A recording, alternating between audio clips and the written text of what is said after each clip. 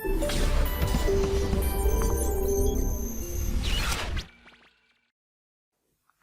Everyone, my name is Ravindra Gupta, chemistry faculty of motion institute. हमारा जो chapter चल रहा था वो चैप्टर चल रहा था metals and non metal. 2 lecture हमने इसके अंदर कंप्लीट कर लिए हैं और उन 2 लेक्चर्स में हमने मेटल्स और नॉन मेटल के बारे में ऑलमोस्ट हर इंफॉर्मेशन गैदर कर ली है। मेटल्स की केमिकल प्रॉपर्टीज, फिजिकल प्रॉपर्टीज, उसके यूजेस, नॉन मेटल के केमिकल प्रॉपर्टीज, फिजिकल प्रॉपर्टीज, उसके यूजेस, और साथ में मेटल्स और नॉन मेटल जब कंबाइन करेंगे तो किस तरीके का फॉर्मेशन होगा, किस तरीके से वो एक दूसरे के साथ कंबाइन होंगे, ये चीजें भी हमने सीख ली थी। लास्ट में जो हम टॉपिक कवर कर रहे थे वो हमारा यही चल रहा था कि किस तरीके से मेटल्स और नॉन मेटल एक दूसरे के साथ कंबाइन होते हैं। साथ में हमको इस चीज का भी पता चला था कि जब भी हमारे मेटल्स और नॉन मेटल एक दूसरे के साथ कंबाइन होते हैं तो वो बनाते हैं आयनिक कंपाउंड्स। आयनिक कंपाउंड्स हम उसको इसलिए कहते हैं क्योंकि जब मेटल और नॉन मेटल एक दूसरे के साथ कंबाइन हो रहे होते हैं तो वो किस फॉर्म में कन्वर्ट हो जाते हैं? आयंस की फॉर्म में कन्वर्ट हो जाते हैं, जिसकी वजह से उन पे पॉजिटिव और नेगेटिव चार्ज आता है और वो एक दूसरे से अट्रैक्ट होके कंपाउंड का फॉर्मेशन करते हैं। और इस टाइप के कंपाउंड्स को हम क्या बोल रहे हैं? आयनिक कंपाउंड्स बोल रहे हैं। तो उसी पर्टिकुलर टॉपिक को थोड़ा सा और आगे बढ़ाएंगे और देखेंगे general properties of the ionic compound, और फिर उसके बाद धीरे से अपन मूव करेंगे एक्सट्रैक्शन ऑफ द मेटल की तरफ। ठीक है, चलिए स्टार्ट करते हैं आज का lecture, general properties of the ionic compound. ठीक है, general properties of the ionic compound की अगर बात करें तो आयनिक कंपाउंड हमारे बन रहे हैं मेटल्स और नॉन मेटल से। सो उसके अकॉर्डिंग इसकी क्या बनती है? हमारी जनरल प्रॉपर्टीज निकल के आती है। पहली प्रॉपर्टी का बात करें तो that is our physical state. Ionic compounds are the solids and relatively hard because of the strong electrostatic force of attraction between the positive and the negative ions. These compounds are generally brittle. These compounds are generally brittle and break into pieces when pressure is applied. जो हमारे ionic compounds होते हैं वो generally solid state के अंदर exist करते हैं। Solid state के अंदर ही क्यों एग्जिस्ट करते हैं उसके पीछे का रीजन है क्योंकि उनके पार्टिकल्स के बीच में जो हमारे कैटायन है और जो हमारा एनायन है उनके बीच में strong electrostatic force of attraction होता है, जिसकी वजह से जनरली जो उनकी फिजिकल स्टेट होती है वो हमारी सॉलिड स्टेट ही होती है। ठीक है, ऑल्दो वो बहुत ज्यादा हार्ड होते हैं लेकिन जो उनका नेचर होता है वो क्या होता है बेटा? ब्रिटल होता है। ब्रिटल का मतलब क्या होता है? ब्रिटल का मतलब ये होता है, पहली चीज, एक तो वो बहुत आसानी से टूट जाते हैं। मतलब मैं ये नहीं कह रहा कि वो बहुत ज्यादा स्ट्रॉन्ग बॉन्डिंग है उनके बीच में, लेकिन हाँ उनकी बॉन्डिंग स्ट्रॉन्ग है, इस वजह से वो सॉलिड स्टेट में एग्जिस्ट कर रहे हैं। लेकिन अगर हम उसको तोड़ने की कोशिश करें तो बहुत इजीली वो टूट जाते हैं, और जो टूटने का तरीका है वो इनका ऐसा है कि अगर वो ब्रेक होंगे, अगर वो टूटेंगे तो वो छोटे छोटे पीसेस में कन्वर्ट हो जाएंगे। तो इस तरीके की प्रॉपर्टी को, जिसके अंदर कोई चीज टूट के छोटे छोटे पीसेस में ब्रेक हो जाती है, उस पर्टिकुलर प्रॉपर्टी को अपन बोलते हैं that it is brittle in nature.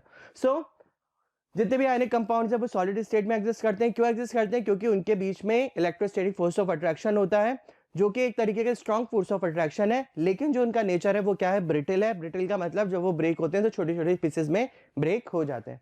ठीक है, सॉल्युबिलिटी की बात करें तो जितने भी हमारे आयनिक कंपाउंड्स है वो वाटर के अंदर तो सॉल्युबिलिटी को शो करते हैं, मतलब वाटर के अंदर तो बहुत इजीली डिसॉल्व हो जाते हैं, लेकिन जो दूसरे हमारे सॉल्वेंट्स है उसके अंदर उनको मिक्स या डिसॉल्व होने में दिक्कत आती है। तो इसके अंदर यही चीज लिखी है, electrovalent compounds are generally soluble in water because of their polar nature and insoluble in solvents such as kerosene, petrol etcetera. तो वाटर के अंदर बहुत इजीली हम डिसॉल्व कर सकते हैं हमारे आयनिक कंपाउंड्स को, लेकिन जो दूसरे हमारे सॉल्वेंट्स हैं जैसे केरोसिन ऑयल हुआ, पेट्रोल हुआ, डीजल हुआ, इसके अंदर हमारे जो आयनिक कंपाउंड्स है वो डिसॉल्व नहीं होंगे। ठीक है, मेल्टिंग और बॉइलिंग पॉइंट की बात करें कि जैसा कि हमने बोला है जो इलेक्ट्रोस्टैटिक फोर्स ऑफ अट्रैक्शन है उनके बीच में बहुत ज्यादा हाई होता है, इस वजह से उनका मेल्टिंग पॉइंट और बॉइलिंग पॉइंट क्या हो जाता है? बहुत ज्यादा हाई हो जाता है, क्योंकि फोर्स ऑफ अट्रैक्शन बहुत ज्यादा हाई है। इस वजह से उनके बीच में एक स्ट्रॉन्ग बॉन्ड होगा, जिस बॉन्ड को ओवरकम करने के लिए हमको बहुत ज्यादा हीट एनर्जी अप्लाई करनी पड़ेगी। इस वजह से उनका मेल्टिंग पॉइंट और बॉइलिंग पॉइंट जो होता है वो बहुत ज्यादा हाई होता है। ठीक है, कंडक्शन ऑफ इलेक्ट्रिसिटी, इलेक्ट्रिसिटी को कंडक्ट करने की क्षमता।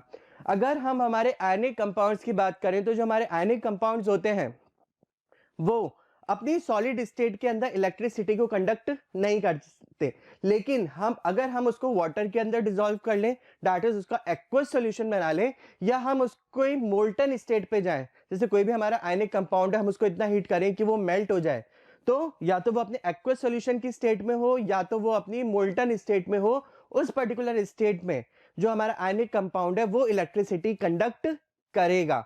ठीक है, इंपॉर्टेंट पॉइंट है कि जो हमारे आयनिक कंपाउंड्स होते हैं वो अपनी सॉलिड स्टेट में जब होते हैं तब तो इलेक्ट्रिसिटी कंडक्ट नहीं करते, they act as a insulator. लेकिन जब हम उसी आयनिक कंपाउंड को किसमें कन्वर्ट कर लेते हैं, उसी आयनिक कंपाउंड को जब लिक्विड स्टेट में कन्वर्ट कर लेते हैं या उसका एक्वस सॉल्यूशन बना लेते हैं, तो वो पर्टिकुलर कंपाउंड इलेक्ट्रिसिटी कंडक्ट करना चालू कर देता है। उसके पीछे का रीजन ये है कि जब वो सॉलिड स्टेट में होता है तो उसके आयंस फ्री नहीं होते हैं, लेकिन एक बार वो मोल्टन स्टेट में कन्वर्ट हो जाए या हम उसका एक्वस सॉल्यूशन बना लें तो उसके जो आयंस होते हैं वो फ्री स्टेट में आ जाते हैं और फ्री टू मूव होते हैं, मतलब एक जगह से दूसरी जगह पे जा सकते हैं। अब कई लोगों के दिमाग में ये ख्याल आया होगा कि हम इसको मेटलॉइड क्यों नहीं कह सकते, 100% आया होगा।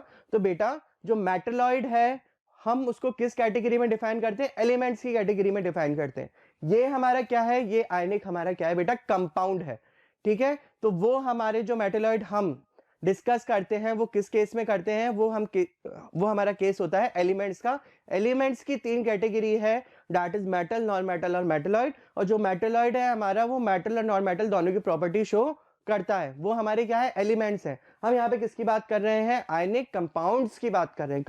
Compound is a substance which is made up of 2 और more different types of atom. जब 2 या 2 से ज्यादा डिफरेंट टाइप के एटम कंबाइन होते हैं तो हमारे क्या बनते हैं, कंपाउंड्स बनते हैं। तो दोनों चीजें हमारी क्या है बेटा, डिफरेंट है, इसलिए हम इसको मेटलॉइड की कैटेगरी में नहीं रखेंगे क्योंकि वो हमारे एलिमेंट्स है और ये हमारा क्या है बेटा, कंपाउंड है। सो इसके अंदर यही चीज लिखी है, that is ionic compounds in the solid state do not conduct electricity because movement of the ions in the solid state is not possible due to their rigid structure but they can conduct electricity in molten और aqueous state. इसके अंदर भी यही चीज बोली जो मैंने अभी आपको समझाया है। तो ये हमारी 4 जनरल प्रॉपर्टीज है आयनिक कंपाउंड्स की।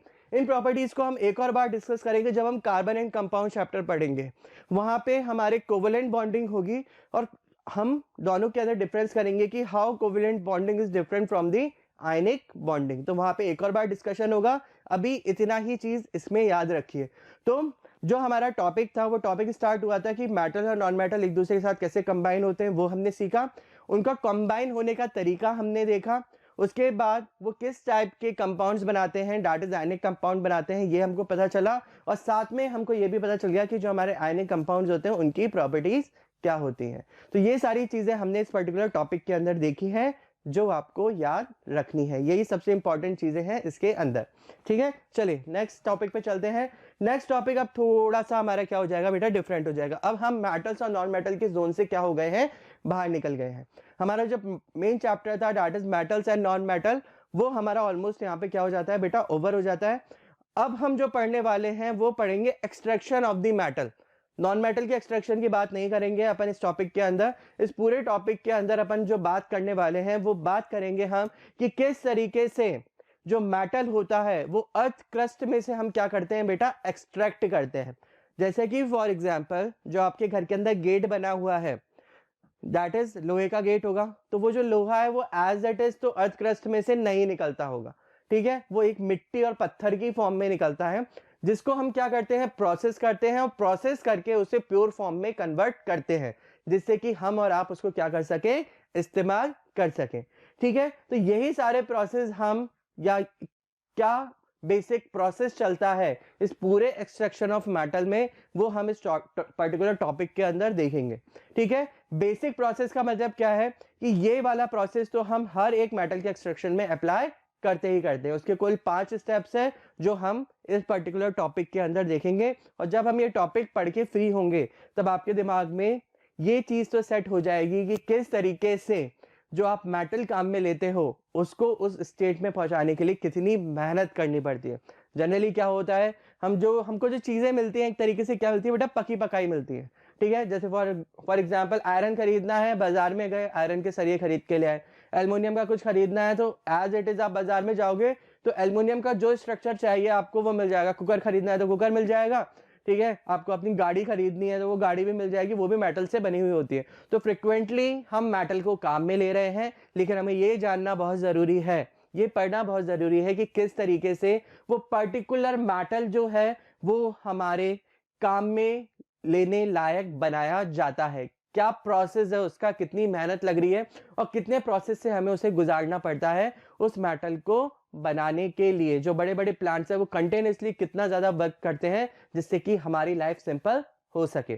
तो आइए एक्सप्लोर करते हैं हम एक्सट्रैक्शन ऑफ मेटल। लेकिन उससे पहले जो पढ़ेंगे अपन वो पढ़ेंगे occurrence of the metal. Occurrence of the metal का क्या मतलब है? अक्रेंस ऑफ द मेटल का मतलब है कि किस तरीके से जो मेटल है वो हमारी अर्थ क्रस्ट, हमारे सी वाटर के अंदर प्रेजेंट है, किस फॉर्म में प्रेजेंट है ये हमको पता होना चाहिए। क्योंकि सबसे पहला थॉट हमारे दिमाग में क्या आएगा कि कहाँ पे मेटल प्रेजेंट है जहां से हम उसको एक्सट्रैक्ट करेंगे। ठीक है, तो सबसे पहली चीज जो हम पढ़ेंगे इसके अंदर वो यही पढ़ेंगे कि किस तरीके से मेटल हमारा अर्थ क्रस्ट के अंदर प्रेजेंट है या हमारे सी वाटर के अंदर प्रेजेंट है। चलिए, the main source of the metal is earth crust. Some metals also occur in the sea water. The metals are found in the nature in two states, that is our native state and combine state. ठीक है, अगर अपन metals के source की बात करें कि हमको कहाँ से मिलता है, तो जो हमारा मेटल का सोर्स है वो क्या है? बेसिकली अर्थ क्रस्ट है, जिसके अंदर से हमको सैंड, स्टोन, क्ले की फॉर्म में हमारे क्या मिलते हैं? मैटर मिलते हैं। किसकी? सैंड, सैंड, क्ले और रॉक की फॉर्म में। ठीक है, मतलब इनकी तरह दिखने वाले। ऐसा नहीं है कि जो वो होता है वो, मतलब जो रॉक है वो मेटल है, ऐसा नहीं है। मैंने क्या बोला है? इस फॉर्म में प्रेजेंट होते हैं, फिर हम उसको क्या करते हैं? इस फॉर्म से एक्सट्रैक्ट करते हैं। ठीक है, तो एक पत्थर की तरह दिखने वाली चीज हमारी मेटल हो सकती है, ऐसे चांसेस है हमारे। ठीक है, तो इसके अंदर यही चीज बताई गई है कि जो हमारा अर्थ क्रस्ट है उसके अंदर हमारे बहुत सारे मेटल प्रेजेंट है और साथ में कुछ मेटल्स हमारे सी वाटर के अंदर भी प्रेजेंट है। जैसा कि अपन जानते हैं कि हमारे सी वाटर के अंदर बहुत सारे सॉल्ट्स प्रेजेंट है। मैग्नीशियम मेटल के सॉल्ट प्रेजेंट है, सोडियम मेटल के सॉल्ट प्रेजेंट है। तो वहां से भी हम क्या कर सकते हैं? मेटल को एक्सट्रैक्ट कर सकते हैं। जैसे फॉर एग्जांपल जो हमारा सी वाटर है उसके अंदर बहुत सारा NaCl प्रेजेंट है, तो हम क्या करेंगे? उस सॉल्यूशन को लेंगे, उस सॉल्यूशन का हम इलेक्ट्रोलाइसिस करेंगे, Na अलग हो जाएगा, Cl अलग हो जाएगा। तो इस तरीके से भी हम सोडियम मेटल को सी वाटर में से एक्सट्रैक्ट कर सकते हैं। ठीक है, तो जो हमारा मेटल है वो मैक्सिमम मेटल तो अर्थ क्रस्ट में है और कुछ मेटल्स हमको हमारे सी वाटर में भी मिलते हैं। अभी जो मेटल्स होते हैं ये मेटल्स हमारी अर्थ क्रस्ट के अंदर दो फॉर्म्स में एग्जिस्ट करते हैं। एक तो है नेटिव स्टेट जिसको हम फ्री स्टेट भी बोलते हैं, और एक है हमारी कंबाइंड स्टेट। ठीक है, नेटिव स्टेट की बात करें तो नेटिव स्टेट क्या होता है? Only a few less reactive metal. ध्यान से देखें यहाँ पे किस टाइप के मेटल्स हमारे नेटिव स्टेट में एग्जिस्ट करते हैं, जो कि क्या होते हैं बेटा? लेस रिएक्टिव नेचर के होते हैं। लेस रिएक्टिव नेचर का होने की वजह से जो आसपास के मेटल्स होते हैं ये उनके साथ रिएक्ट नहीं कर पाते, इस वजह से ये नेटिव स्टेट या हमारे एलिमेंटल फॉर्म में एग्जिस्ट करते हैं। ठीक है, so only a few less reactive metals like silver, gold, platinum etcetera are found in the free state in which they are called native metals. ठीक है, फ्री स्टेट का मतलब होता है बेटा अपनी एलिमेंटल फॉर्म में एग्जिस्ट करना, अपनी फ्री स्टेट में एग्जिस्ट करना। जैसे जो गोल्ड है वो गोल्ड की फॉर्म में ही आपको मिल सकता है, जो सिल्वर है वो सिल्वर की फॉर्म में आपको अर्थ के नीचे मिल सकता है। मतलब ये हमारी फ्री स्टेट में एग्जिस्ट कर रहा है। क्यों कर रहा है? क्योंकि इनका जो रिएक्टिव नेचर है वो क्या है? बहुत ज्यादा लो है, इस वजह से। तो एक फॉर्म तो हमारी कौन सी होगी? दैट इज नेटिव स्टेट हो गई। ठीक है, नेटिव स्टेट और फ्री स्टेट। ठीक है, दूसरी स्टेट हो जाती है हमारी कंबाइंड स्टेट। अगर नेटिव स्टेट एग्जिस्ट कर रही है मेटल के लो रिएक्टिव नेचर की वजह से, तो सीधी सी बात है जो हमारी कंबाइंड स्टेट है वो हमारी एग्जिस्ट करेगी मेटल के रिएक्टिव नेचर होने की वजह से। तो इसके अंदर यही चीज लिखी है, matter exist in the form there compounds. ठीक है, कंबाइंड स्टेट का मतलब क्या है? कंबाइंड स्टेट का मतलब ये है कि जो हमारा मेटल है वो आसपास जो भी एलिमेंट्स पड़े होंगे, चाहे वो मेटल हो चाहे वो नॉन मेटल हो, उससे मतलब नहीं है, आसपास जो भी हमारे एलिमेंट्स पड़े होंगे वो उसके साथ क्या कर जाएगा बेटा? रिएक्ट कर जाएगा। जैसे NaCl की बात करें, जो हमारा सोडियम है वो बहुत ज्यादा रिएक्टिव नेचर का है, तो हमें ऐसा नहीं होता कि सोडियम मेटल कहीं पे भी मिल जाएगा प्योर फॉर्म में, ऐसा नहीं होता। वो हमेशा हमको किस फॉर्म में मिलेगा बेटा? कंबाइंड फॉर्म में मिलेगा। जैसे वो हमको समुद्र के पानी में मिल रहा है NaCl की फॉर्म में, तो वो किसके साथ कंबाइन है बेटा? क्लोरीन के साथ कंबाइन है। ऐसे हमारा जो कैल्शियम मेटल है वो भी बहुत हाई रिएक्टिव मेटल है, तो वो हमेशा कैल्शियम कार्बोनेट की फॉर्म में मिलता है, जिसे अपन लाइमस्टोन भी कहते हैं। ठीक है, तो जो हमारे हाई रिएक्टिव मेटल्स हैं वो हमारी किसी ना किसी कंपाउंड की फॉर्म में एग्जिस्ट करते हैं, या मैं बोलूं कि वो कंबाइन स्टेट में एग्जिस्ट करते हैं। कंपाउंड्स क्या है ये हमको पता ही है। ठीक है ना, चलिए, metal exist in the form of their compounds are mixed invariably with various useless impurities such as clay, sand, rocky material, etc. देखो, जब भी कोई चीज हमको हमारी अर्थ के नीचे मिल रही है तो वो किस फॉर्म में जनरली मिलती है?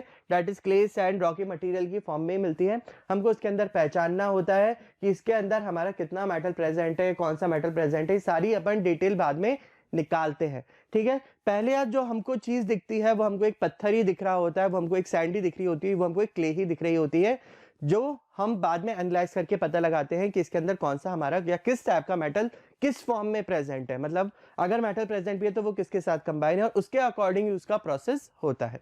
ठीक है, so usually metals are found in the form of oxide, sulphides, carbonate, phosphates, halides, silicates etcetera. ठीक है, जो हमारे मेटल्स हैं वो जनरली किस फॉर्म में एग्जिस्ट करते हैं, जैसे वो ऑक्साइड की फॉर्म में एग्जिस्ट करेंगे, सल्फाइड्स की फॉर्म में एग्जिस्ट करेंगे, कार्बोनेट की फॉर्म में एग्जिस्ट करेंगे। जैसे कार्बोनेट्स में मैंने बोला CaCO3 कैल्शियम कार्बोनेट है। ठीक है, तो जो कैल्शियम है वो किस फॉर्म में एग्जिस्ट कर रहा है, कार्बोनेट की फॉर्म में एग्जिस्ट कर रहा है। जैसे फॉर एग्जांपल आयरन ऑक्साइड, ठीक है, तो आयरन किस फॉर्म में एग्जिस्ट कर रहा है, वो आयरन जो है वो एग्जिस्ट कर रहा है हमारा ऑक्साइड फॉर्म में, तभी हम उसको क्या बोल रहे हैं बेटा, आयरन ऑक्साइड बोल रहे हैं। ठीक है, उसी तरीके से sulphides that is HgS is अब मरकरी सल्फाइड, जिसको हम सिनेबार भी कहते हैं। तो मरकरी जो है वो अपनी सल्फाइड फॉर्म में एग्जिस्ट कर रहा है। तो जितने भी हमारे मेटल्स हैं वो हमारे ऑक्साइड की फॉर्म में, सल्फाइड की फॉर्म में, कार्बोनेट की फॉर्म में, फॉस्फेट्स की फॉर्म में, हैलाइड्स की फॉर्म में, सिलिकेट की फॉर्म में हमारे अर्थ क्रस्ट के अंदर प्रेजेंट रहते हैं। और फिर जब वो इस फॉर्म में प्रेजेंट रहते हैं तो उसके अंदर हम क्या करते हैं, प्रोसेस करते हैं, जिसके थ्रू हम उसको क्या करते हैं, मेटल को एक्सट्रैक्ट आउट करते हैं।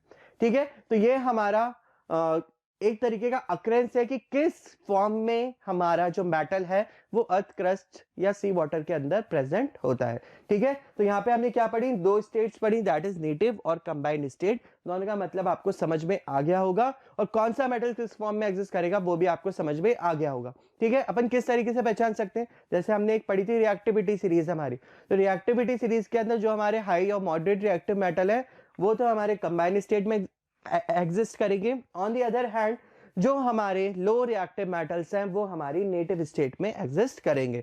तो बहुत इजीली आप इस चीज को उस चीज से कनेक्ट कर सकते हैं।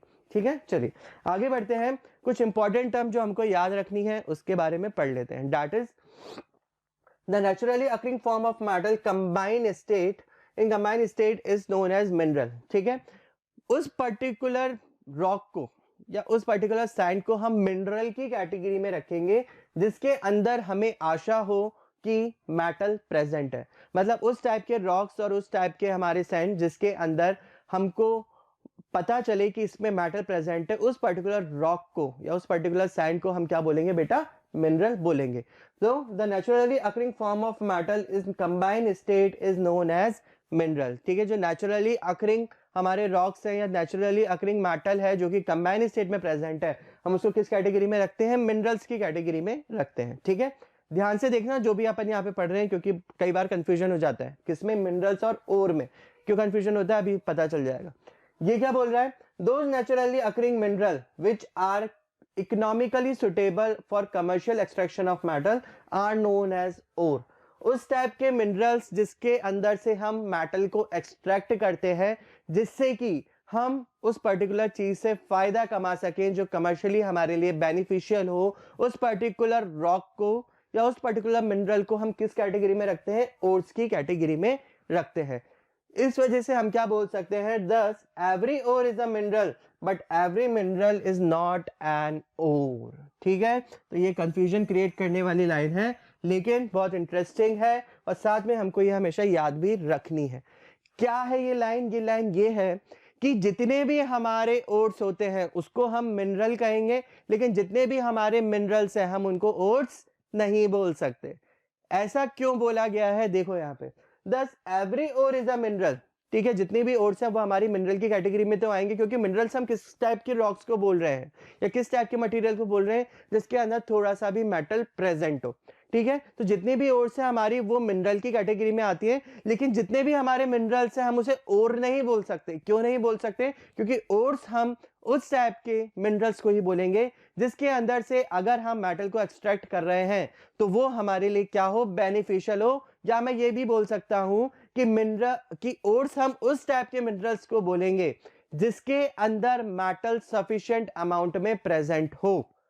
सिंपल सा फंडा है कि ओर्स हम उस टाइप के मिनरल्स को बोलेंगे जिसके अंदर मेटल हमारा सफिशिएंट अमाउंट में प्रेजेंट हो। ठीक है ना, so thus naturally occurring minerals which are economically suitable. Economically suitable का मतलब हमको उससे फायदा हो, अगर हम प्रोसेस को एक्सट्रैक्ट कर रहे हैं, अगर हम मेटल को एक्सट्रैक्ट कर रहे हैं तो उस मेटल को बेच के हमको बहुत सारा मुनाफा हो, उस टाइप के रॉक्स को हम ओर्स की कैटेगरी में रखेंगे। ठीक है, आई थिंक ये पॉइंट क्लियर हो गया होगा।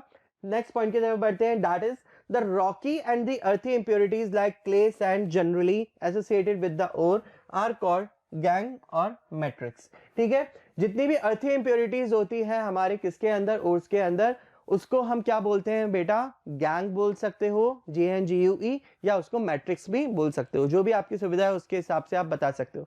लेकिन कई बार ये क्वेश्चन आता है what is gang, GNGUE, what is gang, तो गैंग कई लोग लिख देते हैं it is a group of people, क्योंकि वही पढ़ा होता है, पढ़ के तो जाते नहीं हो कभी कभी, छोटी छोटी चीजें हैं।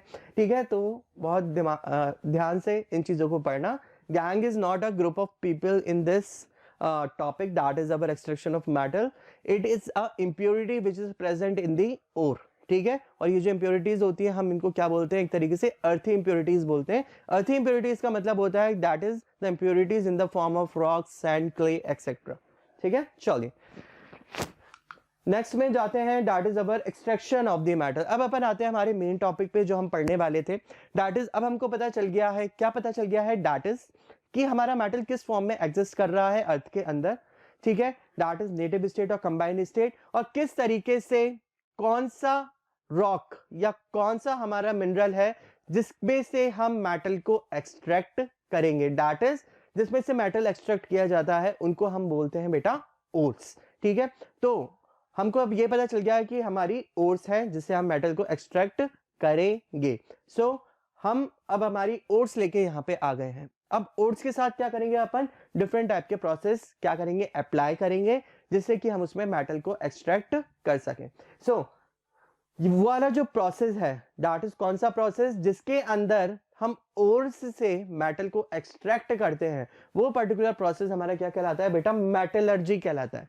ठीक है, तो इसके अंदर इसी की डेफिनेशन लिखी है, that is the process of extraction of metal in the free from the ore, from its ore, and then refining it for use is called metallurgy. वाला प्रोसेस जिसके अंदर हम मेटल्स को क्या करते हैं, प्यूरिफाई करते हैं।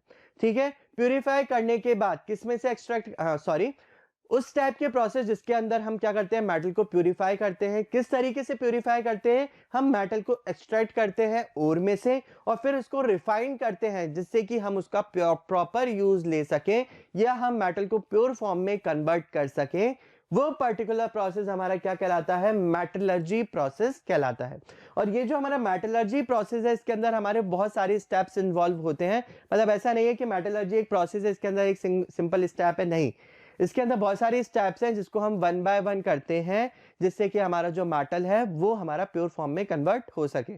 तो जो स्टेप्स हमारे यहाँ पे लिख रखे हैं, दैट इज 5 स्टेप्स, ये सारे 5 स्टेप्स हम काम में लेते हैं ओर से मेटल में कन्वर्ट करने के लिए। मतलब जो ओर है उस ओर को हम मेटल में जब वो कन्वर्ट होके पूरी आती है, प्योर फॉर्म में कन्वर्ट होती है, तो वो इन 5 स्टेप से क्या होती है बेटा, गुजरती है। एक एक करके जितने भी हमारे यहाँ पे स्टेप्स हैं उन सारे स्टेप्स को हम क्या करने वाले हैं बेटा, डिस्कस करने वाले हैं।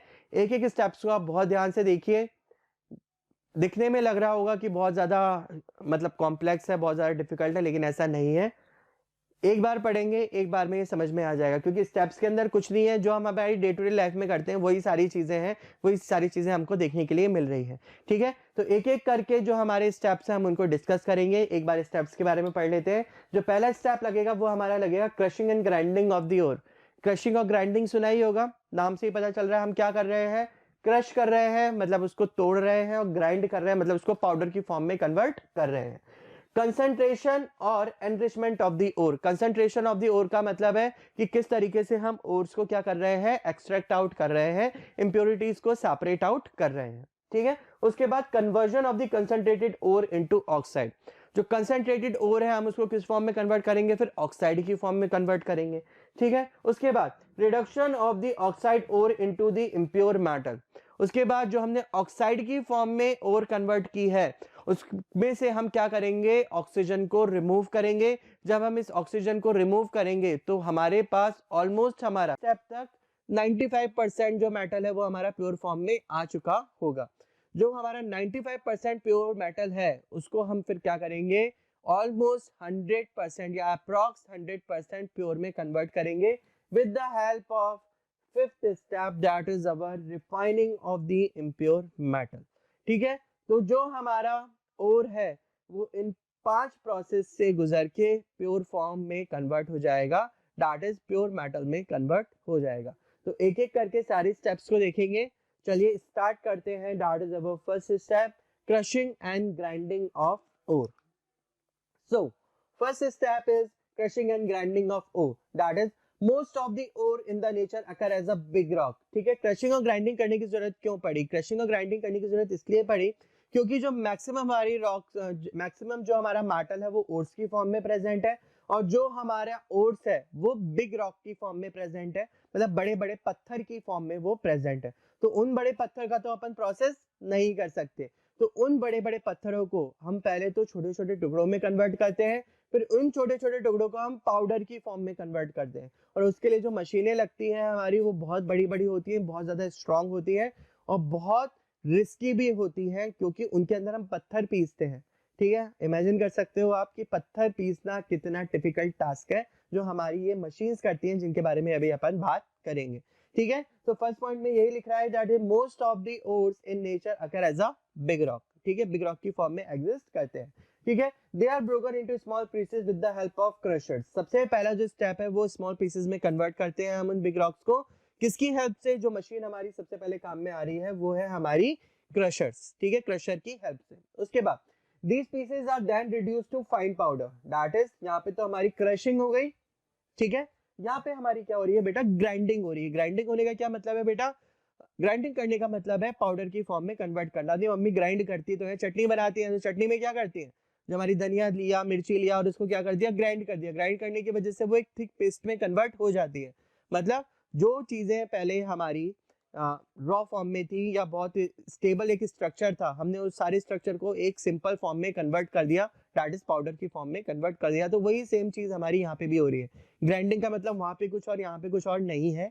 यहाँ पे ग्राइंडिंग का मतलब भी वही है जो हमारी मम्मी किचन में करती है। ठीक है ना, तो उस चीज को रिलेट कर सकते हैं अपन। चलिए, सो these pieces are then reduced to fine powder with the help of the ball mill or the stamp mill। ठीक है, अब ग्राइंड करने के लिए भैया यहाँ पे हमारी सिंपल हाथ वाली मशीन नहीं है, यहाँ पे एक बहुत बड़ी मशीन है। ठीक है, उस मशीन का नाम है बेटा बॉल मिल या हमारी स्टैंप मिल। ठीक है, तो हमारे पास दो मिल्स हैं जिसकी हेल्प से हम जो हमारे पत्थर के छोटे छोटे पीसेस हैं हम उनको पाउडर की फॉर्म में कन्वर्ट करते हैं। ठीक है, अब पाउडर की फॉर्म में जब हमारी कन्वर्ट हो गया है तो हमारे पास अब हमारी जो बड़ी बड़ी रॉक्स थी वो कन्वर्ट हो गई है हमारी पाउडर की फॉर्म में। अब हम इस पाउडर को ही क्या करेंगे बेटा? प्रोसेस करेंगे आने वाले that is further step, that is concentration of the ore के अंदर। ठीक है, तो हमको हमारा क्या मिल गया है? पाउडर मिल गया है। और ये जो पूरा प्रोसेस है जिसके अंदर हम बड़ी रॉक से छोटे छोटे टुकड़ों में कन्वर्ट कर रहे हैं और छोटे छोटे टुकड़ों से हम पाउडर फॉर्म में कन्वर्ट कर रहे हैं, इस पूरे प्रोसेस को हम क्या बोलते हैं बेटा? Pulverization of the ore. ठीक है, so this process is known as the pulverization of the ore. तो पल्वराइजेशन प्रोसेस क्या है? पल्वराइजेशन प्रोसेस वो है जिसके अंदर हम एक बड़ी रॉक को पहले तो क्रशर की हेल्प से छोटे छोटे पीसेस में कन्वर्ट करते हैं, उसके बाद हम with the help of ball mill और स्टैंप मिल उसको कन्वर्ट करते हैं किसमें? उसको कन्वर्ट करते हैं हम फाइन पाउडर में। और ये पूरा प्रोसेस हमारा कहलाता है पल्वराइजेशन। तो फर्स्ट प्रोसेस के अंदर हमने नाम के अनुरूप वही किया है, दैट इज उसको क्रश किया है, ग्राइंड किया है और ओर को हमने पाउडर की फॉर्म में कन्वर्ट कर लिया है। देन अब हम क्या करेंगे? इस ओर को एक्सट्रैक्ट करेंगे किसके अंदर से? जो इतना सारा हमारे पास पाउडर इकट्ठा हुआ है उसमें से। तो इसके अंदर भी क्या है? हमारे डिफरेंट टाइप के प्रोसेस चलते हैं कि किस टाइप की ओर है। जैसे फॉर एग्जांपल मेरी ऑक्साइड ओर है तो उसके लिए मैं लेविगेशन प्रोसेस लगाऊंगा। अगर मेरी सल्फाइड ओर है तो उसके लिए मैं फ्लोटेशन प्रोसेस लगाऊंगा। अगर मेरी मैग्नेटिक ओर है तो उसके लिए मैं मैग्नेटिक सेपरेशन लगाऊंगा। तो इस तरीके से हमारे कुछ प्रोसेस है जिसके जो हमारे काम में आते हैं कंसंट्रेशन ऑफ द ओर में। तो हमारे पास क्या आ गया है? यहाँ तक पाउडर आ गया है। ठीक है, so the ore is generally associated with the useless rocky and earthy impurities called gangue। ठीक है, तो जो हमारा सेकंड स्टेप है that is concentration of the ore, उसके अंदर हमको ये चीज बताई जा रही है कि जो हमने पाउडर की फॉर्म में ओर को कन्वर्ट किया है उसके अंदर हमारी बहुत सारी इंप्योरिटीज या मैं बोलूं बहुत सारी अर्थी इंप्योरिटीज प्रेजेंट है, जिसको हम क्या बोलते हैं? गैंग बोलते हैं। ठीक है, the concentration of the ore means removal of gangue from the powdered ore. ठीक है, जो हमारी कंसंट्रेशन ऑफ द ओर है, उस पर्टिकुलर टर्म का मतलब क्या है? उस पर्टिकुलर टर्म का मतलब है कि हम उस ओर में से जो हमारी मेन ओर है उसको कंसंट्रेट कर रहे हैं और जितनी भी उसके अंदर इंप्योरिटीज है हम उसे क्या कर रहे हैं? सेपरेट आउट कर रहे हैं। या मैं बोलूं कि जो हमारे उसके अंदर गैंग या मैट्रिक्स प्रेजेंट है उसको हम क्या कर रहे हैं? उसमें से बाहर निकाल रहे हैं। और जो हमारी जिसमें से हम मेटल निकालने वाले हैं उस पर्टिकुलर ओर को हम क्या कर रहे हैं? सेपरेट आउट कर रहे हैं। ठीक है। So the concentration of the ore can be brought about the following ways depending upon the type of the ore. ठीक है। अब इसका जो कंसंट्रेशन का प्रोसेस है वो हमारी किस टाइप की ओर हमने ली है उस पर्टिकुलर टाइप पे डिपेंड होता है। ठीक है। जैसे कि मैंने आपको बोला कि अगर हमारी ऑक्साइड ओर है तो हमारा एक अलग प्रोसेस लगेगा, अगर सल्फाइड ओर है तो अलग प्रोसेस लगेगा, हमारी मैग्नेटिक ओर है तो एक अलग प्रोसेस लगेगा। तो किस टाइप की ओर है हमारे पास उस पे ये हमारा particular process that is concentration of the ore का प्रोसेस क्या होता है? डिपेंड होता है। ठीक है। तो जिसके अंदर फर्स्ट प्रोसेस अपन पढ़ने वाले हैं वो है हमारा कौन सा? Levigation process. इसको हम ग्रेविटी सेपरेशन भी कहते हैं या इसको हम हाइड्रोलिक वॉशिंग भी कहते हैं। ठीक है।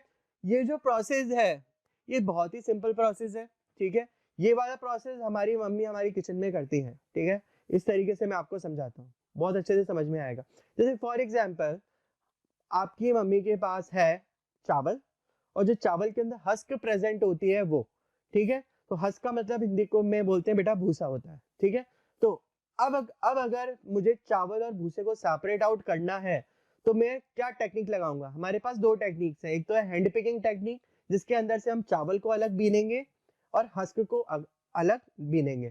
तो ये वाली जो टेक्निक है ये तो आप लगाओगे क्योंकि आपके पास तो क्या है, बहुत सारा टाइम है। लेकिन मम्मी को क्या करने पड़ते हैं? बहुत सारे काम करने पड़ते हैं। अब जो बहुत ज्यादा काम करता है उसके पास दिमाग भी बहुत ज्यादा होगा, ऑब्वियसली बात है। तो मम्मी क्या करेगी? उसके अंदर पानी डाल देगी।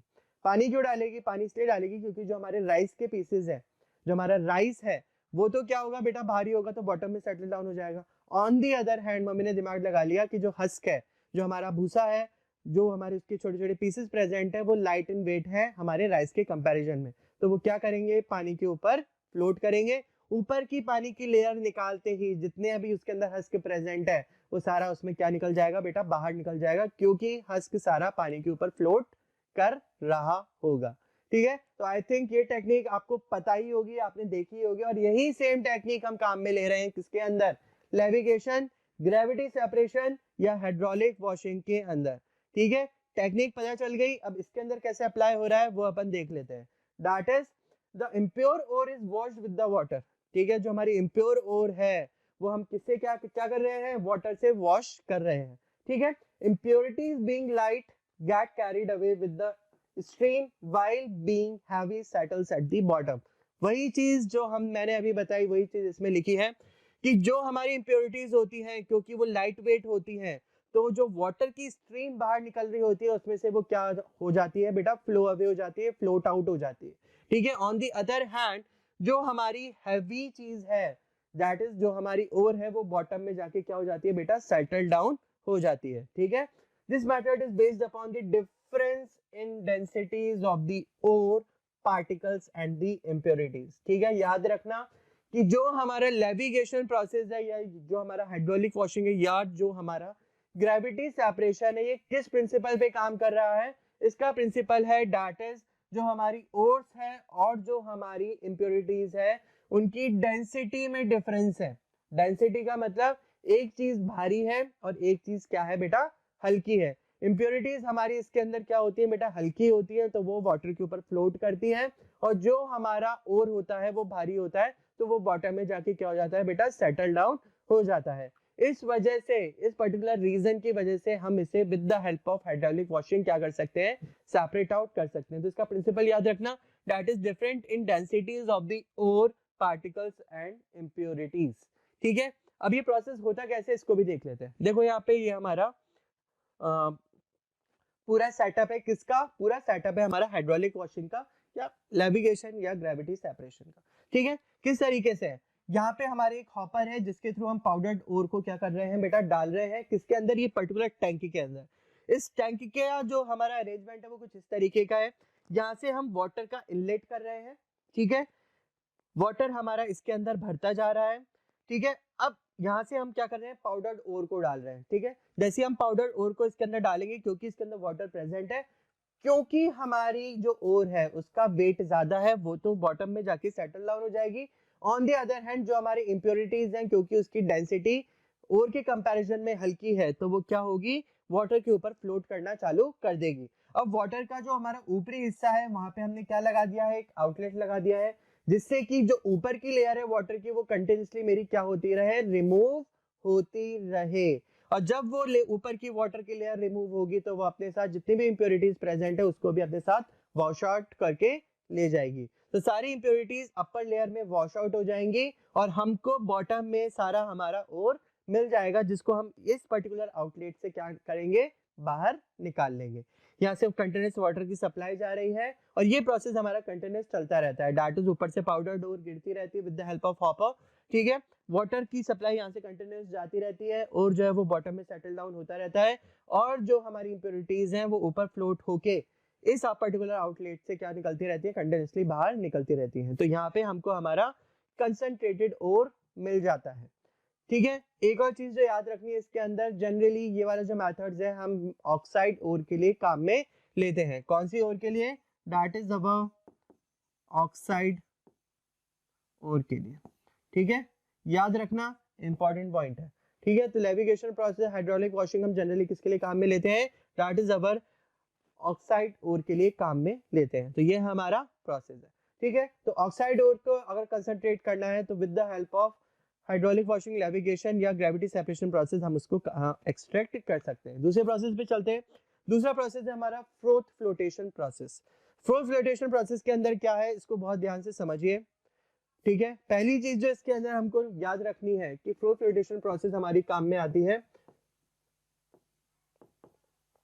सल्फाइड ओर के लिए। कई बार ये क्वेश्चन हमारे एग्जाम के अंदर पूछा जाता है कि फ्रोथ फ्लोटेशन प्रोसेस कौन सी ओर के लिए काम में लिया जाता है। तो याद रखना, froth flotation process sulphide ores को कंसंट्रेट करने के लिए काम में लिया जाता है, ठीक है।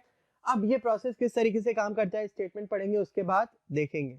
ये प्रोसेस हमारे लेविगेशन प्रोसेस से थोड़ा सा क्या है, कॉम्प्लेक्स है, ठीक है। ये चीज मम्मी नहीं करती है, ठीक है ना। चलो देखो यहाँ पे, so this method is based on the difference in the wetting properties, ठीक है। वेटिंग प्रॉपर्टीज यहाँ पे हमारी एक नई टर्म है जो हम फ्रिक्वेंटली यूज काम में नहीं लेते हैं, अभी आपने नहीं सुनी होगी। वेटिंग प्रॉपर्टीज का मतलब ये है कि जैसे फॉर एग्जांपल कोई चीज हमारी जैसे हमारा एक मेटल है, ठीक है, ऑन दी अदर हैंड हमारा एक फोम है, ठीक है। उन दोनों चीजों को मैंने क्या किया, वाटर के अंदर डाला और दोनों को चीजों को बाहर निकाला। तो जो हमारा मेटल है उसके ऊपर जब आप वाटर का पार्टिकल देखोगे तो वो बहुत कम होगा, नेग्लिजिबल होगा। ऑन दी अदर हैंड जो हमारा फोम है उसके ऊपर जो वाटर के पार्टिकल्स आप चिपके हुए देखोगे वो क्या होंगे, बहुत ज्यादा एक्सेस में होंगे, ठीक है। तो यहाँ पे क्या डिफरेंस था, यहाँ पे डिफरेंस था कि जो दो चीजें मैंने वाटर के अंदर डाली उन दोनों चीजों की वेटिंग प्रॉपर्टीज डिफरेंट थी। मतलब एक जो फॉर्म था वो पानी से ज्यादा गीला हुआ, ऑन दी अदर हैंड जो हमारा मेटल था वो पानी से ज्यादा गीला नहीं हुआ। तो ये एक तरीके का क्या हो गया बेटा, डिफरेंस इन वेटिंग प्रॉपर्टीज हो गई। तो इसी बेसिस पे जो हमारी ओर से हम उसको क्या करते हैं, कंसंट्रेट करते हैं। कैसे कंसंट्रेट करते हैं, चलिए अपन देखेंगे इस पर्टिकुलर प्रोसेस के अंदर, जिस प्रोसेस का नाम है फ्रोथ फ्लोटेशन प्रोसेस, ठीक है। प्रोसेस का नाम है हमारा फ्रोथ फ्लोटेशन प्रोसेस। लाइन पढ़ लेते हैं। पहले जो स्टेटमेंट लिखा है हमारा वो यही लिखा है, that is this method is based on the difference in the wetting properties of the ore and the gangue। जो हमारी ore और गैंग है उनकी जो किस चीज में डिफरेंस है, वेटिंग प्रॉपर्टीज में डिफरेंस है, ठीक है। With water and the oil, और किस किस से वो वेट कर रहे हैं हम, एक को वाटर और ऑयल दोनों से वेट कर रहे हैं। तो इसके अंदर क्या होगा, एक चीज तो वाटर से हमारी अलग तरीके से गीली होगी और एक चीज हमारी वाटर से अलग तरीके से गीली होगी। मतलब दोनों जो चीजें हमारी इसके अंदर प्रेजेंट है, दैट इज अवर ओर और हमारी इंप्योरिटीज, तो उसके अंदर वाटर से गीले होने की जो क्षमता है वो क्या होगी बेटा, डिफरेंट होगी। उसी तरीके से एक चीज ऑयल की तरफ अलग तरीके से मतलब हमारी रिफ्लेक्ट करेगी, ठीक है। और दूसरी जो हमारा, जैसे फॉर एग्जांपल सिंपल शब्दों में समझते हैं। सिंपल शब्द ये है कि हमारी जो इंप्योरिटीज और जो हमारी ओर है उनकी वेटिंग प्रॉपर्टीज में डिफरेंस है। वेटिंग प्रॉपर्टीज का मतलब एक तरीके से ये हो गया कि उनके जो बिहेवियर होंगे, किसके रिस्पेक्ट में, वाटर के रिस्पेक्ट में और ऑयल के रिस्पेक्ट में, दोनों क्या होंगे बेटा, डिफरेंट होंगे। ठीक है, अब डिफरेंट बिहेवियर होने की वजह से वो एक दूसरे से क्या होंगे बेटा, अलग होंगे। ये हमारे सिंपल शब्द है। ठीक है, प्रोसेस पढ़ेंगे बहुत इजीली समझ में आ जाएगा कि हो क्या रहा है। ठीक है, so it is used for the enrichment of the sulphide ore. यहाँ पे भी बहुत बड़ा बड़ा लिखा है कि जो ये हमारा प्रोसेस है ये जनरली हम किसके लिए काम में लेते हैं, सल्फाइड ओर्स के लिए काम में लेते हैं। ठीक है, example ZnS that is zinc sulphide, mercury sulphide etcetera. ठीक है, चलिए अब अपन बात करते हैं प्रोसेस की। ये प्रोसेस हमारा होता कैसे। देखो यहाँ पे ये हमारा अरेंजमेंट है जिसके अंदर हमारी क्या है, ये हमने एयर का अरेंजमेंट लगा रखा है। ये पूरा हमारा टैंक है। ठीक है, ये पूरा हमारा टैंक हो गया, इसके अंदर ये एयर का अरेंजमेंट हो गया और साथ में हमने क्या लिया है, एक मिक्सचर लिया है। किस किस का मिक्सचर है, मिक्सचर है हमारा ओर का, वाटर का और ऑयल का। ठीक है, जो हम मतलब इस तरीके से चल रहा है। सबसे पहले अपन ने एक टैंक लिया। ठीक है, उस टैंक के अंदर हमने क्या किया, ऑयल और वाटर का क्या किया बेटा, मिक्सचर डाला। ठीक है, किसका मिक्सचर डाला, ऑयल और वाटर का मिक्सचर डाला। ठीक है, उसके अंदर फिर हमने क्या किया, ओट्स को डाला और ओट्स को डालने के बाद हमने उसके अंदर एक एयर की सप्लाई डाल दी। ठीक है, एयर की सप्लाई का काम यह है कि वो कंटिन्यूसली इसके अंदर एयर बबल्स को क्या कर सके, कंटिन्यूसली इन्वॉल्व कर सके। ठीक है, कंटिन्यूसली इसके अंदर एयर का क्या बना सके, एक तरीके से सप्लाई बना सके। हम चीज जानते हैं कि जब भी एयर अपन वाटर के अंदर डालते हैं तो एक तरीके के बबल्स उठते हैं। ठीक है, तो हमको वही चीज का फॉर्मेशन करना है। ठीक है, तो ये हमारा पूरा अरेंजमेंट है। एक टैंक है जिसके अंदर हमारा वाटर और ऑयल का मिक्सचर भरा हुआ है। उसके अंदर हमने हमारा ओर डाल दिया और ओर डालने के बाद हमने यहाँ से एयर की सप्लाई देना चालू कर दिया। अब प्रोसेस किस तरीके से होता है देखिए। अब इसके अंदर हमारी दो चीजें प्रेजेंट है, एक तो हमारा ओर प्रेजेंट है और एक हमारी इम्प्योरिटीज प्रेजेंट है। ठीक है, जैसे फॉर एग्जांपल ये है हमारा ओर। ठीक है, अब ये जो ओर है ये दोनों चीजों को अट्रैक्ट कर रहा है। कौन कौन सी दोनों चीजों को अट्रैक्ट कर रहा है, ये अपनी तरफ ऑयल को भी अट्रैक्ट कर रहा है और ये अपनी तरफ एयर को भी अट्रैक्ट करेगा। ठीक है, जो हमारे ओर के पार्टिकल्स हैं वो कौन कौन सी दोनों चीजों को अट्रैक्ट करेंगे, वो ऑयल को भी अपनी तरफ अट्रैक्ट करेंगे और वो एयर को भी अपनी तरफ अट्रैक्ट करेंगे और इन दोनों चीजों को वो अपने साथ क्या करेगा बेटा, चिपका लेगा। ठीक है, ये तो है हमारी एयर और ये है हमारा क्या बेटा, ऑयल, और ये है हमारा किसका, ओर का पार्टिकल। ठीक है, इसको थोड़ा सा मैं इंक कलर, चलो यहाँ पे देखो ये हमारा क्या हो गया बेटा, ओर का पार्टिकल हो गया। ठीक है, अब क्या हो रहा है यहाँ पे, अब यहाँ पे क्या होगा, जो हमारे इम्प्योरिटीज हैं वो हमारी ऑयल और एयर के कांटेक्ट में नहीं आएंगी, वो जाके बॉटम में सेटल डाउन हो जाएंगे। लेकिन जो हमारे ओर के पार्टिकल्स हैं वो किसके, ऑयल और एयर के कांटेक्ट में आएंगे और उसको वो अपने साथ चिपका लेंगे। ठीक है, अब क्या होगा, जैसे ही कंटिन्यूसली इसमें से एयर हमारी बबल्ड आउट होती रहेगी तो ये जितने भी हमारे ओर के पार्टिकल्स हैं उनका फंक्शन यही रहेगा कि वो अपने साथ जो वाटर के अंदर ऑयल है उसको अपने साथ अटैच कर लें और जो एयर इसके अंदर फ्लो हो रही है उसको भी अपने साथ अटैच कर लें। और ये चीज हम जानते हैं कि जो ऑयल होता है और जो एयर होती है वो हमारी नीचे नहीं रहती है, वो कहाँ किस तरफ मूव करती है, वो मूव करती है हमारी सरफेस की तरफ। तो जितने भी हमारे ओर के पार्टिकल्स हैं वो सारे हमारे कहाँ पे आ जाएंगे, सरफेस पे आ जाएंगे, because of the oil and air. ठीक है, ऑयल भी हम जानते हैं कि वाटर के ऊपर फ्लोट करता है और एयर भी हम जानते हैं कि वो वाटर के अंदर नहीं रहती, वो भी बाहर की तरफ निकलती है। तो क्या करेगा, क्योंकि ओर ने इन दोनों चीजों को अपने साथ चिपका लिया है तो वो भी हमारे सरफेस के ऊपर आ जाएंगे और झाग की फॉर्म में हमारी पूरी सरफेस पे क्या हो जाएंगे बेटा, इकट्ठे हो जाएंगे। फिर हमारा काम ये रहेगा कि हम उस झाग को क्या करें, बाहर निकाल लें। जैसे हम उस झाग को बाहर निकालेंगे तो उसके साथ जितने भी ओर के पार्टिकल्स होंगे वो भी हमारे उस झाग के साथ क्या होंगे, बाहर निकल के आ जाएंगे। इस तरीके से जितनी भी इम्प्योरिटीज है वो बॉटम में ही सेटल डाउन होगी, लेकिन जितने भी हमारे ओर के पार्टिकल्स हैं वो झाग की फॉर्म में या मैं बोलूं फ्रोथ की फॉर्म में सरफेस पे इकट्ठे हो जाएंगे। फिर हम उसको बाहर निकाल लेंगे और हमको हमारा ओर मिल जाएगा। तो प्रोसेस वही है, that is different waiting properties. जो हमारी इम्प्योरिटीज थी वो ऑयल और एयर से अट्रैक्ट नहीं हुई, इस वजह से जो इम्प्योरिटीज थी वो बॉटम में सेटल डाउन हो गई।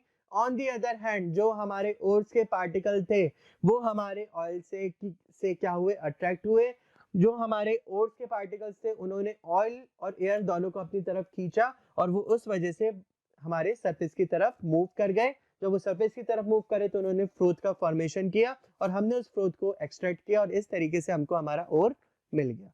तो ये पूरा प्रोसेस है हमारा किसका, फ्रोथ फ्लोटेशन प्रोसेस का।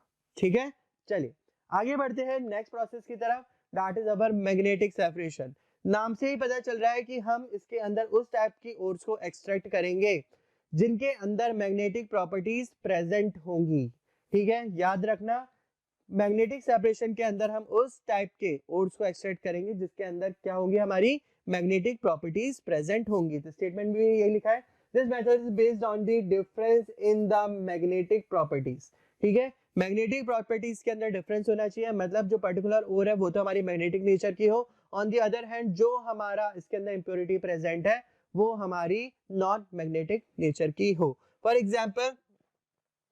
एग्जाम्पल हमारी मैग्नेटाइड ओर दैट इज Fe3O4 ओर जो आती है हमारी वो मैग्नेटिक नेचर की आती है।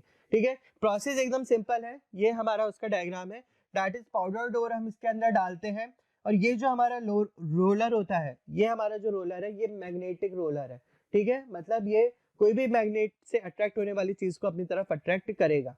ठीक है, और जो दूसरा रोलर है हमारा वो सिंपल रोलर है, इसके ऊपर हमने एक लेदर बेल्ट कर रख रखी है जो क्या कर रही है, जो हमारे ओर को क्या कर रही है, कंटिन्यूअसली मूव करा रही है। ठीक है, प्रोसेस एकदम सिंपल है, एक बार समझोगे समझ में आ जाएगा। यहाँ से हमारा ओर चला, पाउडर ओर को हमने डाला, ये हमारा मैग्नेटिक रोलर है। मैग्नेटिक रोलर क्या करेगा, जितने भी इसके अंदर मैग्नेटिक पार्ट्स है उनको अपनी तरफ अट्रैक्ट करेगा और अपनी तरफ अट्रैक्ट करने के बाद जो इसके अंदर हमारी नॉन मैग्नेटिक चीजें होंगी उसको तो वो यहीं पे गिरा देगा, लेकिन जो मैग्नेटिक चीजें होंगी वो हमारी थोड़ी दूर पे जाके गिरेंगी। क्यों गिरेंगी, क्योंकि वो अट्रैक्शन को फील करेंगी। कौन से अट्रैक्शन को फील करेंगी, जो अट्रैक्शन हमारा मैग्नेटिक रोलर अप्लाई कर रहा होगा ओर के ऊपर। ठीक है, तो इस तरीके से यहाँ पे हमारा सेपरेशन हो गया किस किस चीज का, जो हमारी मैग्नेटिक ओर थी वो थोड़ी दूर जाके गिरेगी या दूसरे कंटेनर में गिरेगी। ऑन द अदर हैंड क्योंकि हमारी जो इम्प्योरिटीज है वो अट्रैक्ट नहीं होंगी तो वो यहीं पे गिरना चालू हो जाएंगी। ठीक है, तो इस तरीके से मैग्नेटिक ओर और हमारी जो इम्प्योरिटीज है वो दोनों क्या हो जाएंगी बेटा, सेपरेट आउट हो जाएंगी। ठीक है, तो इसके अंदर जो वर्क कर रहा है वो कौन सा प्रिंसिपल वर्क कर रहा है कि जो मैग्नेटिक रोलर है वो क्या कर रहा है, हमारे मैग्नेटिक ओर को अपनी तरफ अट्रैक्ट कर रहा है, on the other hand impurities को अपनी तरफ वो अट्रैक्ट नहीं कर रहा है। तो इस तरीके से जो हमारे इम्प्योरिटीज और जो हमारी ओर है वो दोनों चीजें सेपरेट आउट हो जाएंगी, हमको यहाँ पे हमारा कंसंट्रेटेड ओर मिल जाएगा।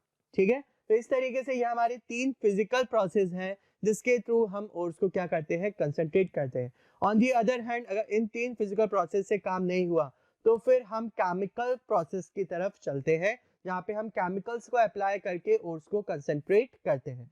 वो पर्टिकुलर टॉपिक हमारे सिलेबस में नहीं है तो हम उसको नहीं देखेंगे। ठीक है, हमारे सिलेबस में यही 3 प्रोसेस है जिसके बारे में आपसे एग्जाम के अंदर पूछा जा सकता है, that is levigation process, flotation process and magnetic separation process. ठीक है, तो इस प्रोसेस तक हमको क्या पता चल गया, इस प्रोसेस तक हमको हमारी ओर जो है वो मिल गई, कंसंट्रेटेड ओर मिल गई। ठीक है, अब हम नेक्स्ट प्रोसेस की तरफ बढ़ेंगे। तो हमारे 2 प्रोसेस हमने कंप्लीट कर लिए। पहला प्रोसेस तो कौन सा था, crushing and grinding of the ore, और दूसरा जो प्रोसेस था वो था मेरा कंसंट्रेशन ऑफ द ओर। चलिए अपन थर्ड प्रोसेस की तरफ चलते हैं। थर्ड प्रोसेस था हमारा conversion of the ore into oxide. ये भी बहुत सिंपल है। अब हमको क्या मिल गई है, हमारी ओर मिल गई है, उस ओर के अंदर हमारी हमने जितनी भी अर्थी इंप्योरिटीज थी उनको तो सेपरेट आउट कर दिया, लेकिन इसके अंदर दूसरे एलिमेंट के साथ भी वो जुड़े हुए हो सकते हैं। जैसे फॉर एग्जांपल हमारी जो HgS ओर है, सल्फाइड ओर है, उसमें से अर्थी इंप्योरिटीज तो हमने हटा दी, लेकिन उसके अंदर अभी क्या प्रेजेंट है, सल्फर प्रेजेंट है। तो Hg के साथ क्या जुड़ा हुआ है, सल्फर जुड़ा हुआ है। तो उस सल्फर को भी जब हम हटा देंगे तो हमारा Hg जो है वो एक मेटल की फॉर्म में आ जाएगा। तो उस पर्टिकुलर सल्फर को या कोई भी कंपोनेंट उसके साथ जुड़ा हुआ है उसको हटाने के भी हमारे क्या है, बहुत सारे प्रोसेस है। और उस पर्टिकुलर चीज को हटाने के लिए हम क्या करते हैं, पर्टिकुलर ओर के साथ ऑक्सीजन को तो ऐड करते हैं, और जब हम ऑक्सीजन को ऐड करते हैं तो बाकी जितनी भी उसके अंदर एलिमेंट प्रेजेंट होते हैं वो सारे एलिमेंट हमारे क्या होते हैं, बाहर निकल जाते हैं, और उस पर्टिकुलर मेटल के साथ केवल ऑक्सीजन जुड़ा हुआ रह जाता है। इस वजह से इसको हम बोलते हैं conversion of the ore into oxide. कोई भी हमारी ओर हो, किसी भी टाइप की हमारी ओर हो, हमें क्या करना है, हमें उसके अंदर जो डिफरेंट टाइप के एलिमेंट्स उसमें प्रेजेंट है उसको तो बाहर निकालना है और उसके साथ ऑक्सीजन को जोड़ देना है। ठीक है, तो अब क्वेश्चन ये आता है, हमारा क्वेश्चन ये आता है कि हम ऐसा क्यों कर रहे हैं। हम ऐसा इसलिए कर रहे हैं क्योंकि ऑक्सीजन को बाद में रिमूव करना ज्यादा इजी है कंपेयर टू दूसरे एलिमेंट।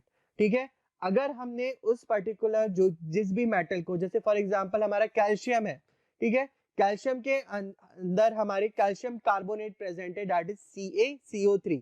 तो उसके अंदर से हमको कौन कौन सी चीजें निकालनी है, उसके अंदर से हमको कार्बन भी निकालना है, उसके अंदर से हमको एक्स्ट्रा ऑक्सीजन भी निकालनी है।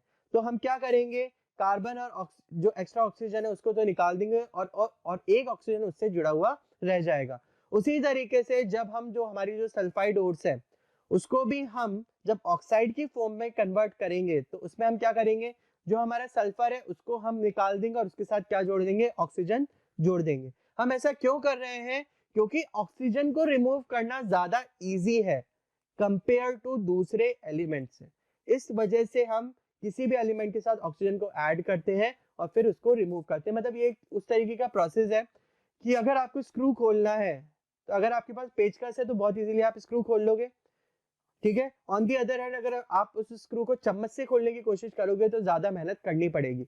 तो हम क्या करते हैं, ऑक्सीजन लगा के एक तरीके से पर्टिकुलर एलिमेंट के साथ पेचकस फिट कर देते हैं। ठीक है ना, बात समझ में आई, हमने एक टच फिट कर दिया जिसके थ्रू हम उस पर्टिकुलर स्क्रू को बहुत इजीली खोल सके।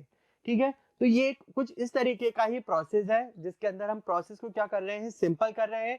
किस तरीके से सिंपल कर रहे हैं, ऑक्सीजन को ऐड करके, क्योंकि जब हम ऑक्सीजन को ऐड करते हैं तो जितनी भी इंप्योरिटीज उसके अंदर प्रेजेंट होती है वो बाहर निकल जाती हैं और केवल ऑक्सीजन ही उसके साथ अटैच रह जाता है।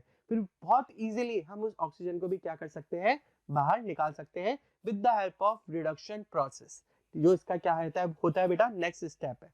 ठीक है, तो अभी अपन जो कंसेंट्रेट करेंगे वो किस पे करेंगे, conversion of the ore into oxide, oxide की फॉर्म में कन्वर्ट करने का। So oxide are easy to be reduce. पहला ही पॉइंट ये बताया कि ऑक्साइड क्यों जरूरी है, क्योंकि जो ऑक्साइड्स होती हैं वो बहुत इजीली क्या हो जाती है बेटा, रिड्यूस हो जाती है। रिडक्शन हमने पढ़ाई है, रिडक्शन का मतलब होता है ऑक्सीजन का हटना। ऑक्सीजन को हटाना क्या है, सबसे सिंपल प्रोसेस है। इस वजह से हम पर्टिकुलर किसी भी चीज को ऑक्साइड की फॉर्म में कन्वर्ट करते हैं। ठीक है, thus all ores are converted into corresponding metal oxides before metal extracted from them। ठीक है, इस वजह से जितने भी हमारे मेटल्स होते हैं उसको corresponding metal oxide में कन्वर्ट किया जाता है।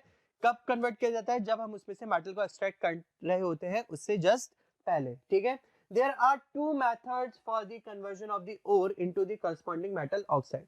ठीक है, मेटल को या हमारी जो ओर्स है उनको मेटल ऑक्साइड में कन्वर्ट करने के लिए हमारे पास दो मेथड्स हैं। कौन कौन से दो मेथड्स हैं, एक तो है हमारा कैल्सिनेशन और एक है हमारा रोस्टिंग। दोनों ही मेथड्स हमारे डिफरेंट हैं, दोनों ही मेथड्स के अंदर अपन डिफरेंट डिफरेंट प्रोसेस को अप्लाई कर रहे हैं। किस तरीके से डिफरेंट है अभी आपको पता चल जाएगा। देखो यहाँ पे the process of conversion of metal carbonate. ठीक है, जो हमारा कैल्सिनेशन है वो जनरली अपन यूज करते हैं किसके लिए, कार्बोनेट्स के लिए, that is for example CaCO3 हमारा क्या है, मेटल कार्बोनेट है। या हमारा कौन सा, ZnCO3, ये भी हमारे क्या है, जिंक का कार्बोनेट है। ठीक है, तो जनरली जो calcination, C for calcination, C for carbonate. ठीक है, इस तरीके से याद रखना। तो जो हमारा कैल्सिनेशन प्रोसेस है वो जनरली हम काम में लेते हैं कार्बोनेटेड ओर्स के लिए। इन कार्बोनेटेड ओर्स में हम कैल्सिनेशन किस तरीके से लगाते हैं, कुछ नहीं करना होता है, बस ध्यान से सुनना। जस्ट जो हमारी कार्बोनेट ओर है हम उसको लिमिटेड एयर में क्या करते हैं बेटा, गर्म करते हैं। ठीक है, so the process of the conversion of metal carbonate into the oxide by heating strongly in limited air. ठीक है, हम क्या कर रहे हैं, जो हमारी ओर है उसको लिमिटेड एयर के अंदर क्या कर रहे हैं, अपन हीट कर रहे हैं। ठीक है, लिमिटेड एयर में हीट कर रहे हैं। ठीक है, limited air is called calcination और इस पर्टिकुलर प्रोसेस को हम क्या बोलते हैं, कैल्सिनेशन बोलते हैं। जब हम कार्बोनेट ओट्स को लिमिटेड एयर में हीट करते हैं तो वो प्रोसेस हमारा क्या कहलाता है, कैल्सिनेशन कहलाता है। ठीक है, याद करने का तरीका यही है, C for calcination, C for carbonate. ठीक है, और जो कार्बोनेट है क्योंकि उसके पास ऑक्सीजन की क्वांटिटी बहुत ज्यादा है, दैट इज CO3, ऑक्सीजन क्या है, 3 है, ऑक्सीजन उसमें बहुत ज्यादा है, इस वजह से हम उसको लिमिटेड एयर में कन्वर्ट कर रहे हैं। ठीक है। कई बार क्वेश्चन ये आता है कि इसको लिमिटेड अमाउंट में ही क्यों हीट किया जाता है, तो उसका आंसर यही है क्योंकि जो हमारी कार्बोनेट ओर्स होती है उसके अंदर पहले से ही एक्सेस में ऑक्सीजन प्रेजेंट होती है। इस वजह से उस एक्सेस ऑक्सीजन को हटाने के लिए हम इसको लिमिटेड एयर के अंदर हीट करते हैं, ठीक है। दूसरा जो इसके अंदर हमारा प्रोसेस है दैट इज रोस्टिंग प्रोसेस।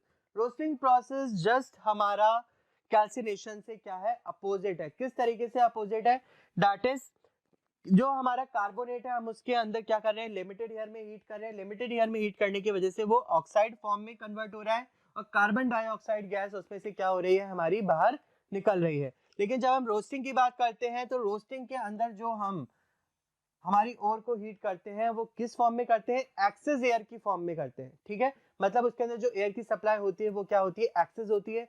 क्यों होती है एक्सेस, यहाँ पे भी रीजन है, क्योंकि इसके साथ सल्फर जुड़ा हुआ है। तो इसके अंदर हमको क्या करना है, सल्फर को हटाना है और ऑक्सीजन को ऐड करना है। तो ऑक्सीजन को अगर ऐड करना है तो ऑक्सीजन की सप्लाई तो फिर हमको फुल चलानी पड़ेगी। इस वजह से हम क्या करते हैं, हम जो हमारा Zn होता है उसको ऑक्सीजन की प्रेजेंस में दैट इज एक्सेस एयर की प्रेजेंस में क्या करते हैं, हीट करते हैं। और हीट करने की वजह से वो किस में कन्वर्ट हो जाता है, जिंक ऑक्साइड में कन्वर्ट हो जाता है और SO2 गैस इसमें से एक्सट्रैक्ट हो जाती है, इवॉल्व हो जाती है। तो दोनों प्रोसेस के अंदर हम क्या कर रहे हैं, हीटिंग अप ही कर रहे हैं।